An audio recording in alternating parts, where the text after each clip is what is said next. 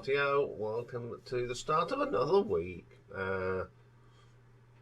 It is not, the sun's out, it's a bit cooler, and we're going to kick off this week with part 5 of the Peter Hammill story. And today we're going to cover the albums that he made from 2010 up to the present time.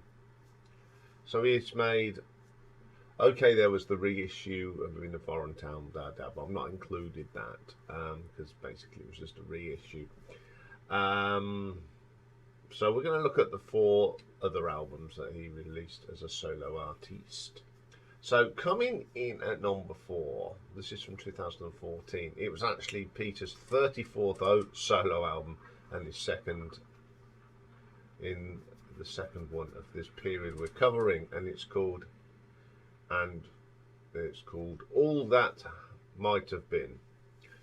So the first track on this one is called In Overview. Quite like this. It's a very short piece. It's got some nice percussion in it, nice guitars.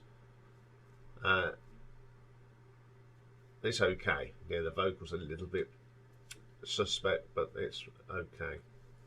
And the last time, another short track. It may be short, but it's pretty good. Even the vocals are good on this one. It's quite a nice little piece. Never Wanted, it's okay. It's a bit bitty, a half decent vocal. As for him, I certainly struggle with this.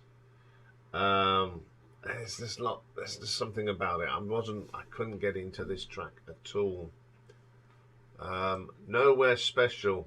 Got a nice little bit of guitar in it. It's only 1 minute and 38. Piper Smile. Too short for me. It just gets going and it stops. It's got a nice, the minute and 13 seconds you get, it's got quite a nice little beat to it, but it doesn't do anything. Wanted to Be Longer. Once again, this is 2 minutes short. It's a good intro, and then it sort of stops. The Might. Again, it's very bitty, and then it just stops after a couple of minutes. Inklings, Darling. Very strange track. It's a bit longer, but it's very bitty. It seems like it's 6 ideas just thrown together. Be Careful. Just a series of little bits. It's very hard to follow. Alien Clock. Now this one goes the other way. It's far too long. It's clumsy. It doesn't flow very well at all. I couldn't get on with this. Drifting Through. There's just a lot of singing or snort voices. There's no strict structure to this one. Washed Up, very similar to Drifting Through. Rumpled Sheets. It's very frustrating. I don't understand this sort of thing. It's just loads of noises and voices. You can't sit down and listen to it. Foolproof. Again, it's just a very short thing with a few bits and bobs, and it just stops. Can't Get Home. No structure to it. It's just sound bites. Washed Away. It's the same as the rest of the album. It all sort of rolls into one. But Back Road. I think Back Road and Washed Away together, they sound okay, but as 2 separate tracks, no. The Line Goes Dead is probably the best track on here. It's half decent, but it's the best of the worst for me, this one. He Turns Away. Yeah, this isn't too bad. It sort of carries on a little bit from The Line Goes Dead. It's in that same vein. Hooks is okay. The last 3 tracks, I think, should have just been put together as one track because it flowed quite well. Okay, I really struggled with this album. I found it very bitty and just lots of short ideas thrown together. Apart from them last 3 tracks, I think they flow really well. And the rest of it, to be quite honest, it's not a good listen. So I'm going to give this an RTO ranking of 1 out of 10. Okay, coming in at number 3, we have the 4th in this period, and it was released in 2021. It's called In Transition, and Peter plays all the stuff on here. The first track is called The Folks Who Live Upon the Hill. Musically, it's pretty good. It's a nice tune, but the vocal is a little bit flat. Up next is Hotel Supermonte.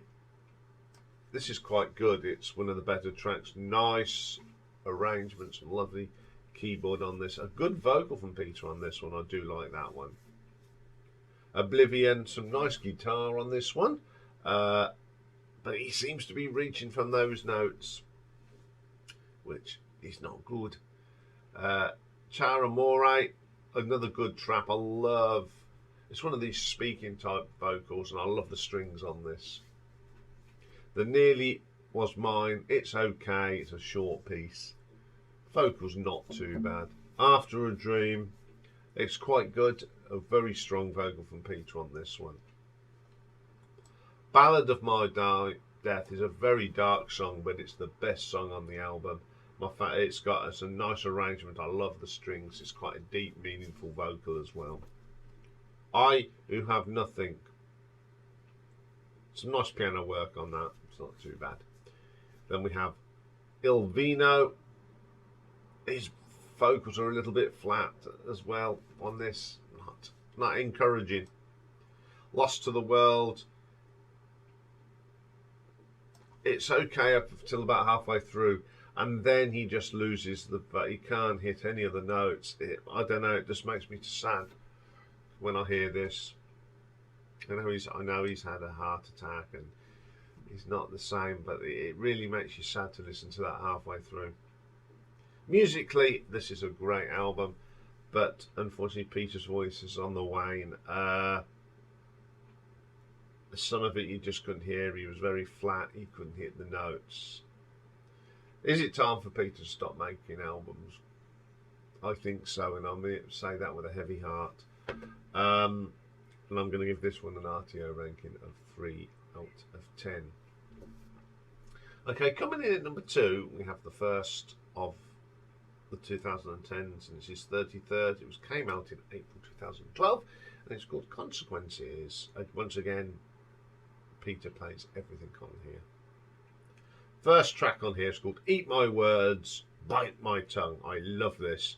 It's got a great bass line, some nice guitar, and a really strong vocal from Peter on that one. Then we have That Wasn't What I Said. It's got a really nice piano piece on this at the beginning. Don't mind that one. Constantly Overheard is next. This is where you hear Peter's vocal starting to sort of go downhill a little bit. It's not a bad track, but there was a couple of times he didn't hit the notes. New Pen Pal, not a particular favourite of mine. I've really struggled with these 2010 albums.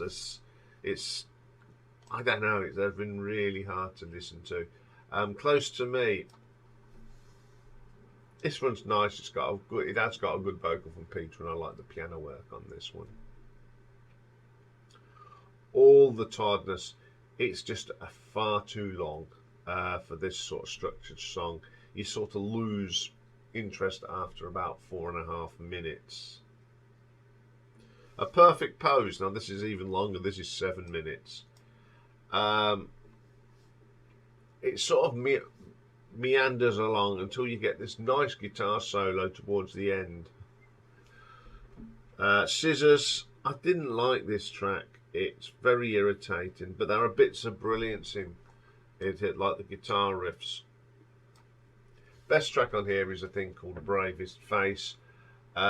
Really good vocal from Peter.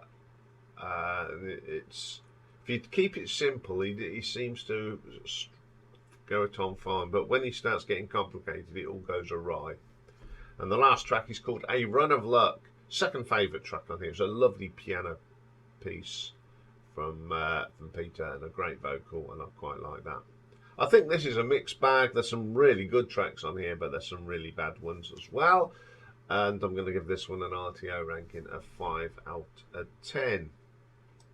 But my favourite album of the 2010s, is his third album from 2017, and it is called From the Trees. Once again, Peter plays everything on it. The first track on here is a little thing called My Unintended. I quite like this. It's got some really nice guitar. The vocal is really strong from Peter, and it's a really nice song. Reputation, another little quirky track. I like this. Another good vocal. Charm Alone. Lovely guitar tones on this. My favourite track on here, and probably my favourite track of this period, and it's called What Lies Ahead. Some nice guitar and piano. I do like the vocal from Peter on that one. Aganoris. There's too many overdubs of his voice on there. It makes it sound terrible, and I'm not into that at all. Torpor. I like the guitar and backing vocals on that one. Pretty impressive. Up next is Milked, a nice song, but just a little bit too long. There's a little bit in the middle that needs to be come down a little bit. Then we have Girl to the North Country. It's got some nice guitar, and the vocal delivery is a little bit off, so it's that guitar that really holds it for me. On Deaf Ears is next. The backing vocal is awful. It just distracts you from the song. The normal vocal's brilliant, but there's some sort of overdub backing vocals. The Descent. One of the better tracks on here. Even the vocals are not too bad. Now this is only number one because I think it's got some of the better songs from this period. This thing of putting lots of overdubs of his own voice just didn't work for me. Very difficult, but it has got some of the best songs on it, so I'm going to give this an RTO ranking of 6 out of 10. Okay, next week is the last part of the Peter Hammill story, and we're going to look at some of the collaborations that he done. Okay, coming up next is A Perfect Side, and today we've got a great album from Thin Lizzy, and it is Jailbreak. So join me for that. Bye for now.